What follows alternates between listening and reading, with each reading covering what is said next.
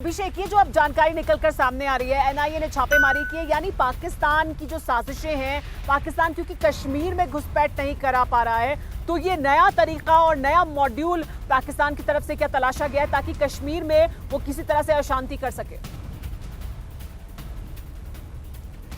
बिल्कुल, देखिए कई तरह के फ्रंट लगातार खोले जा रहे हैं। हम बार बार जब भी कोई बात कहते हैं सुमेरा, तो हम एक बार एलएसी की हालातों का जिक्र जरूर करते हैं। एलएसी में अभी ये भी बात सामने आई है कि जिस तरह से चीन की अब यहाँ पर एलएसी में आगे बढ़ने के विकल्प खत्म हो गए हैं, तो चीन की ओर से भी एलओसी यानी कि पाकिस्तान में वहाँ पर कितनी बातें सामने आई कि वहाँ पर जो अपराधी हैं, जो आतंकी है, उन सबसे घुसपैठ कराई जा रही है। पाकिस्तान और दूसरे फ्रंट खोल रहा है नेपाल बॉर्डर देश के अंदर, कश्मीर के अंदर। तो अब पूरी कोशिश इस बात की है कि एलएसी पर चूंकि चीजें लॉक हो चुकी हैं, और लॉक का मतलब समझिए 300 मीटर की दूरी पर, 150 मीटर की दूरी पर भारत और चीन की फौजें इस समय हैं, जबकि ठंड गहराती जा रही है और अब चीन के पास कोई ऑप्शन नहीं रह गया कि 2 कदम और आगे बढ़ ले। तो अब दूसरा तरीका यही है कि अस्थिरता फैलाने के लिए फ्रंट खोलना और उसके लिए एलओसी को, कश्मीर को, इन सबको जरिया बना करके पहले जैसे हालात पैदा करने की कोशिश करना। सुमेरा जी हाँ, और ये बड़ी कोशिश जो थी, ये जो अलकायदा का मॉड्यूल था, ये दरअसल पाकिस्तान मॉड्यूल था और उन्हीं की साजिश को नाकाम किया गया है। अलकायदा का ये पाकिस्तान मॉड्यूल था जिसको लेकर एनआईए ने छापेमारी की है।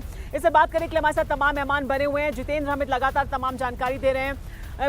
सुरेंद्र जी, पाकिस्तान की तरफ से भी लगातार ये कोशिश है कि अस्थिरता पैदा की जाए कश्मीर में, क्योंकि 370 हटने के बाद से ही पाकिस्तान में लगातार कश्मीर को लेकर जो हम शोर सुन रहे हैं, उसमें उनके ऊपर बड़ी एक चुनौती है पाकिस्तानी सरकार के सामने, आईएसआई के सामने, कि वो कुछ करें बड़ा। और इसी की कड़ी क्या इससे जुड़ रही है जो ये मॉड्यूल था जिसे एनआईए ने बस्ट किया है? देखिए, पाकिस्तान तो झुंझलाए हुए हैं। आप देखें, उनके इमरान खान सारे विश्व में जाकर के कह रहे हैं इसको इंटरनेशनलाइज किया कश्मीर इशू को। उन्होंने यूएन सिक्योरिटी काउंसिल उठाने की बहुत कोशिश की, चीन ने भी उनको हेल्प की, पर हो नहीं पाया। हमें कोई सरप्राइज नहीं करना चाहिए। पाकिस्तान से यही उम्मीद रखनी चाहिए कि हमारे यहाँ जो कुछ हो रहा है उसमें और भी उकसाएंगे, और भी तकलीफें बढ़ाएंगे, और भी इंटरफेरेंस करेंगे। तो मुझे कोई सरप्राइज नहीं है। पाकिस्तान की तो जो भी रवैया है, कभी पता है नहीं बदलेगा, कोई आसान नहीं का रवैया बदलेगा।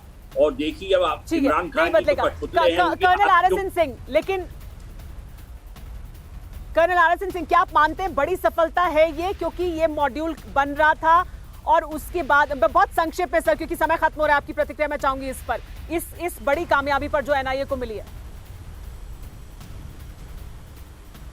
ये बिल्कुल ये लश्कर तोयबा, जैश मोहम्मद इत्यादि जो हैं, जब से उन पर हीट पड़ा, इंटरनेशनल हीट, तो आप देखेंगे कि आईएसआईएस, इस्लामिक स्टेट और अलकायदा जैसे ग्लोबल जिहादी, ये भी अभी उन्हीं से लिवरेज हो रहे हैं, आईएसआई से। उनका जो फुटप्रिंट्स है वो बढ़ता जा रहा है। तो आने वाले दिनों में आप जैश मोहम्मद वगैरह ज़्यादा नहीं सुनेंगे, लश्कर तोयबा, आप अलकायदा और इन्हीं का वो सुनेंगे। तो ये एनआईए साहब, मैं आपको बता दूं कि एनआईए और हमारी जॉइंट एजेंसीज़ की ये कामयाबी है कि पता नहीं अगर ये लोग होते, 95% से ज़्यादा जो इनके मंसूबे होते हैं उसको बस्ट कर दिया जाता है।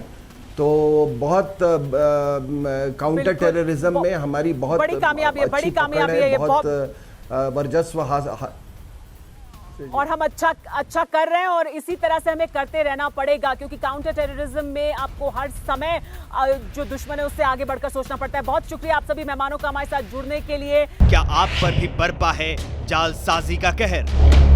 सपने टूटे आपके, न घर के न घाट के।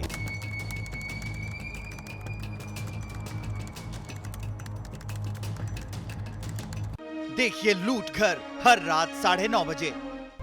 फिक्र आपकी,